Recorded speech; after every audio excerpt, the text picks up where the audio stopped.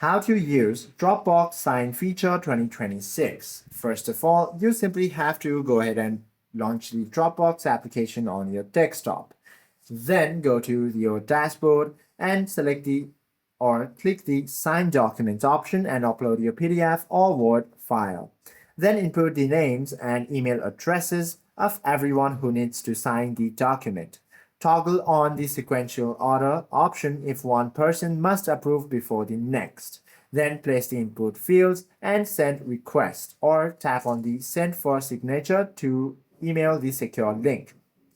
Now to sign a document yourself, you simply have to select any document within the file library on Dropbox, open the file preview, then over the sign option, click on the sign yourself, then choose to draw it, type your name, upload an image of your physical sign, then insert the signature box onto the document page and click save to generate a signed copy. Hope this video helps you out a lot. If you have any questions or queries, do comment down below.